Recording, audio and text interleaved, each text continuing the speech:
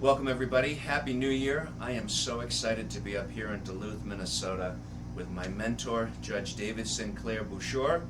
We're going to have a fantastic talk. Stick around and enjoy.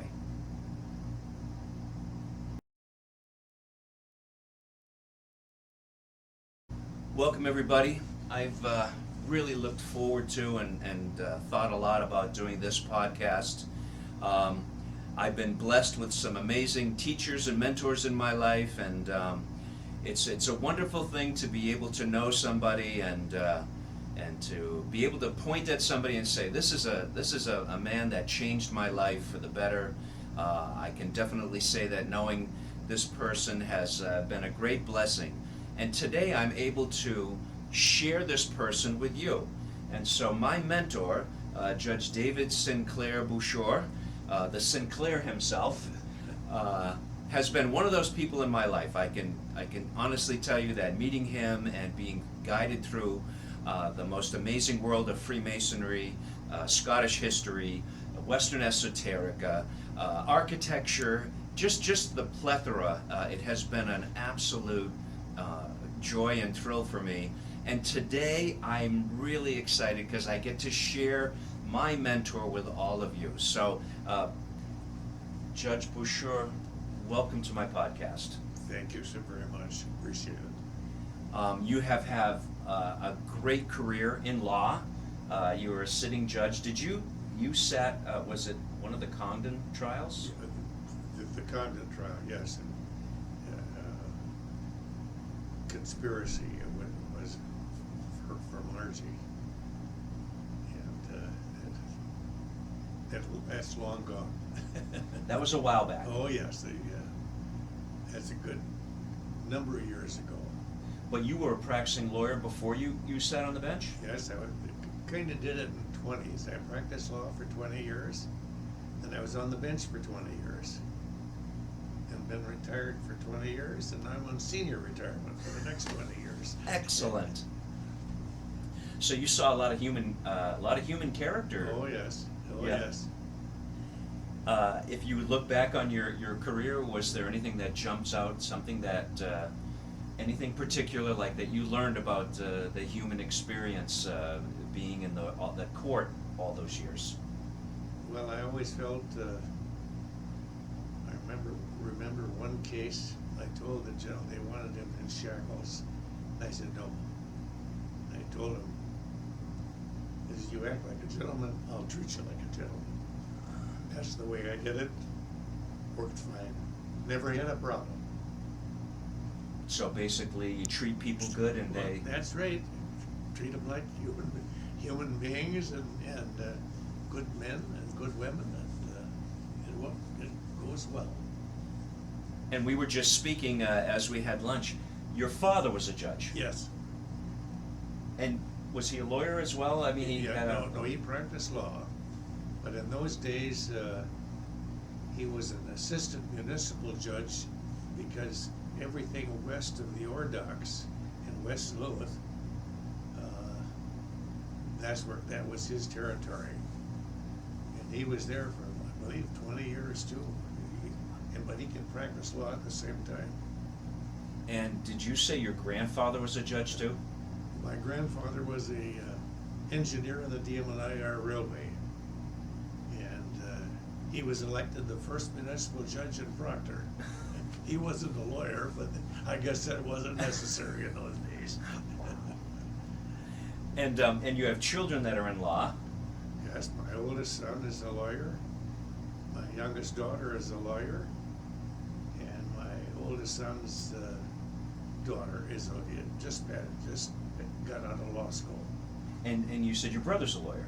Yes, my brother, he's out in Arizona, he's a lawyer. So you have definitely done a lot of service, a lot of study. Yeah, well, you gotta do that when you're on the job, you know. I bet. And as I met you through Freemasonry. Yes. I know that you're a past Grand Master, past Grand High Priest, past Grand Illustrious Master. I mean, you have many titles and awards, and I mean, I know there's kind of two paths. One is people will serve to get the title, but I feel that you are a person that got the title because you served, and you really put the time and energy and really served our fraternity well. Would you care to speak a little bit about your Freemasonic journey? I know it's very long. Well, I always felt that, you know, so many of them wouldn't go out of the Twin Cities.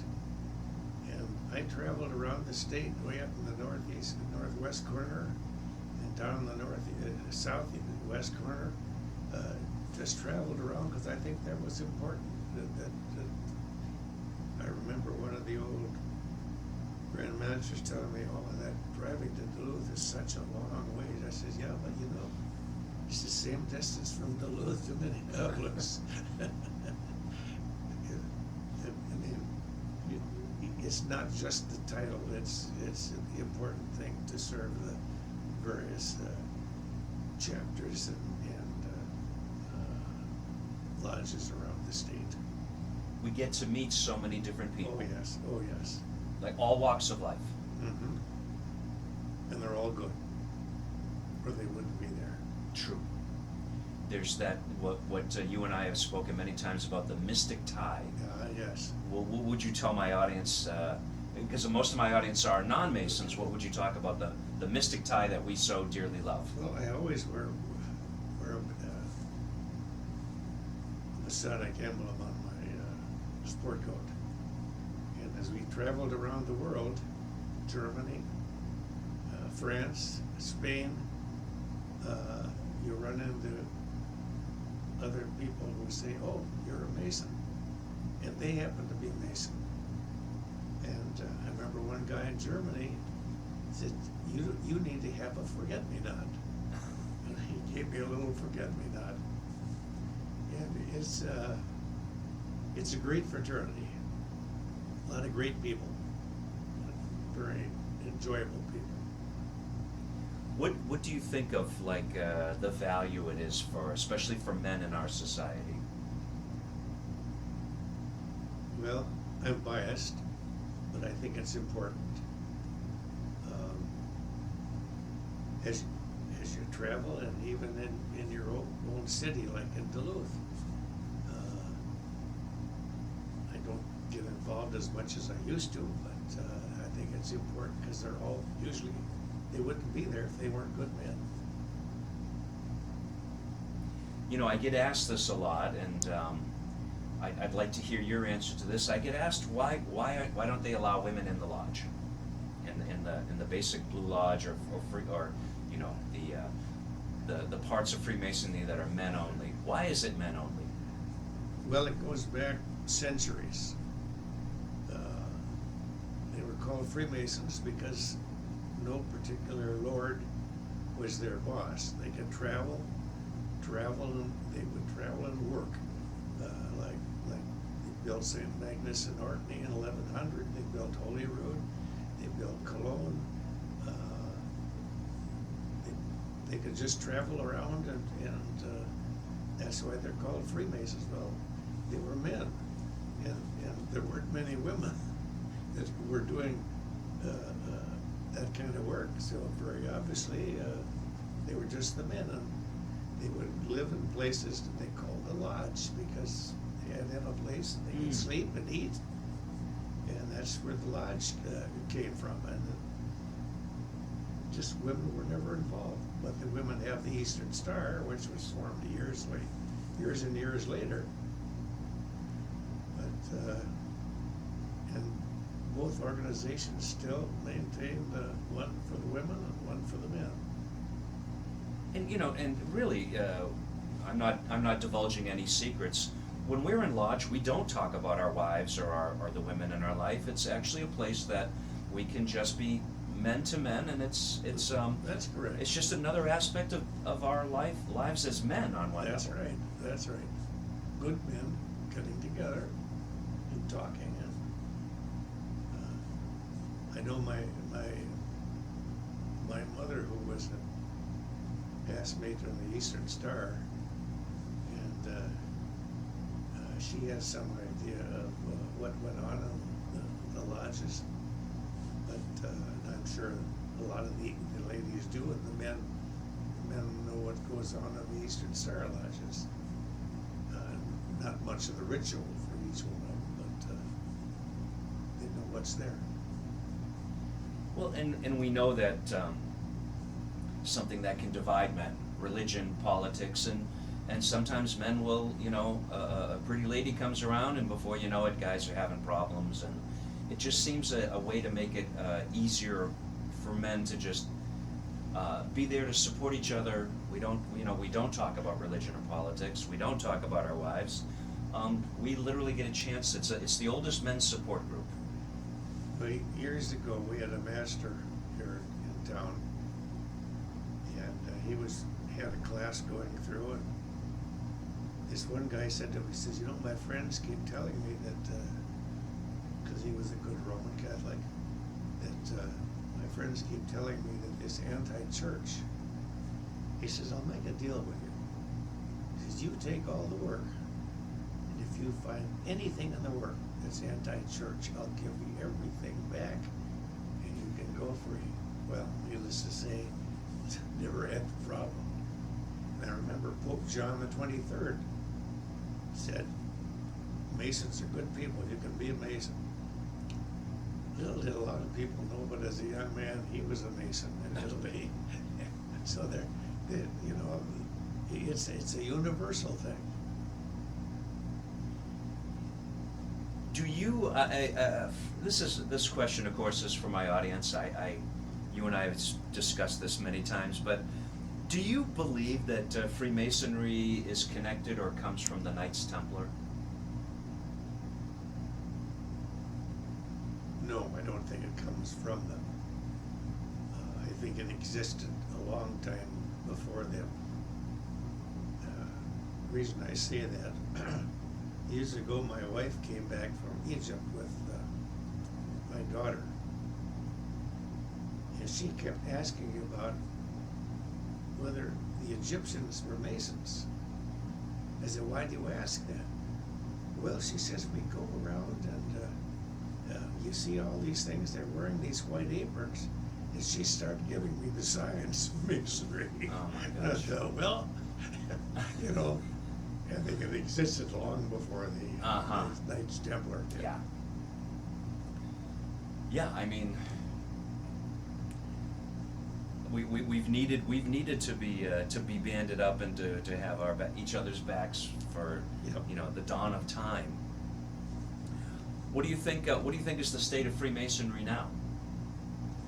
Is it relevant in this 2023? Oh, I think it's always relevant, but it got hurt like so many things did with COVID because you couldn't meet for a couple of years. But I think Masonry is very relevant, and because it trains you what to do and how to do it, and to take care of your brothers. It's very important. Yeah, and it seems that on one level, many young men these days are lost. That's right. For role models, for where do you learn how to be a good man? Well, Masonry certainly gives you good teachings, and they're good people that you work with in Yeah. Masonry. Yeah, and then you've done a lot of work with different appended bodies and different branches of Freemasonry. You were also active in the Shrine. Yes, oh yes. And the Shrine unit, could you tell us just a little bit about your experience? Did you start the pipe band by any chance? Oh. Or? Well, I didn't start the Shrine Pipe Band. I'm trying to think, the guy that was potentate 2 years before me, he wanted to start a pipe band. So he got this friend of mine, John McLaughlin, and they reinstituted the pipe band. And then my son, my youngest son, who played pipe since he was about 12, he took over the pipe band, and this running pipe band just started to function. And a few years after that, I founded the Scottish Heritage Pipe Band. And they kind of both work together, because of course, shrine functions, you can't have women in the pipe band. Well, in the Scottish Heritage Pipe Band, we have women playing the drums. And some guys would get very perturbed because they thought, and I said, no, that's a different band from this parade and so forth. But the shrine has changed a little in that civic parades you can have women, like we have drummers that are women. But in the shrine functions, you have to have all Shriners. So it's a good thing. I asked them. I even had to retire from the pipe band when you get to be an old guy. You know? Well, what did you say? You turned 92? 92. So you're getting near retirement age? Oh, getting there. Yeah, I got another year or so. I mean, and this is a hard question, you know. But if you had to name a favorite one or two Masonic organizations or bodies, or and I know you love them all, but I don't know, for posterity, if you had to name a favorite one or two, does anything come to mind? Is it a hard choice, or? Well, I think your Masonic Lodge, your Blue Lodge, is the most important one, because they all kind of emanate from that. That's where you learn the basics. And I remember a guy told me, a friend of my father's really, told me now, and afterwards they're going to ask you to join the York Rite, the Scottish Rite. And he says, join the York Rite first, and then the Scottish Rite. And ironically, the Scottish Rite is French Masonry, and the York Rite is Scottish Masonry. but that's just the way it turned out, that's all. To the Haggis. Shloshaba, Shloshaba. Shloshaba.